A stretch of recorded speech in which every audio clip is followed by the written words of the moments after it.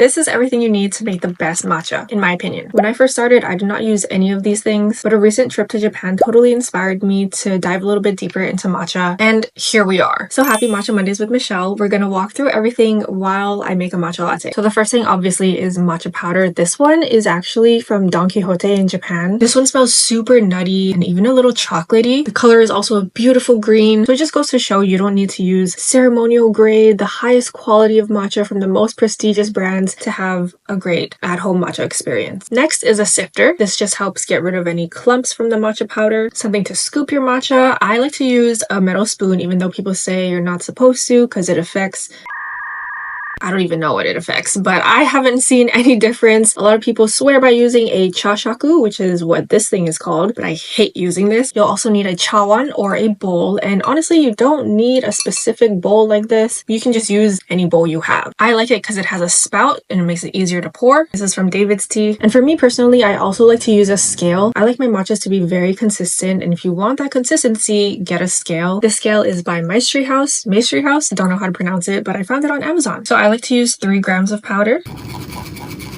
Next is a temperature controlled kettle. It's not necessary, but I do think it's nice because if you use too hot of water, then you might burn your matcha. But also different temperatures can bring out different flavors in the matcha. So if you want to experiment, then it's very nice to have one that you can control the temperature with. So I usually do 30 milliliters of water. Next is a chasen or your matcha whisk. You can totally use an electric whisk, but I do think there's nothing that's gonna create that really nice silky foam like a chasen. I found mine on Amazon again, and I added this cute little sakura charm, and I actually sell these through my beaded jewelry business. If you're interested, I'll leave it linked in the caption. And I usually whisk in a zigzag W motion for about 30 seconds. The microfoam is microfoaming today. I think matcha always tastes the best in a cute simple glass cup like this. I got this from Target. If you're making a latte, this is my favorite milk, the Califia Farms Barista Blend Oat Milk, mainly because it does not overpower the matcha flavor. I do 80 milliliters of milk. Sometimes I don't use sweetener, but if the powder is a little more bitter, then I like to add pure maple syrup. This one's from Trader Joe's. I only add about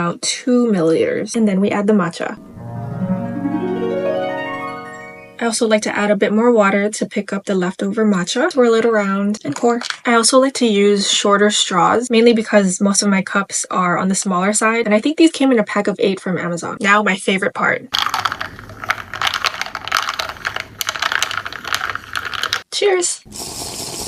Oh my gosh, it's nutty and umami, not astringent, a little bit bitter, but it works so well. So everything will be linked in my bio. Hopefully this helps. If you have any other tips or suggestions, leave them in the comments.